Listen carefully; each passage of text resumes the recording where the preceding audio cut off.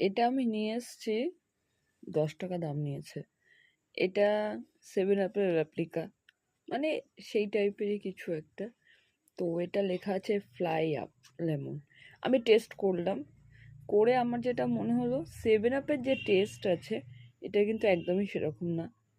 তো হ্যাঁ, হতে পারে ওটা 20 টাকা, মানে ছোট বোতল যেটা 20 টাকা, এটা 10 টাকা, এটা ঠিক আছে।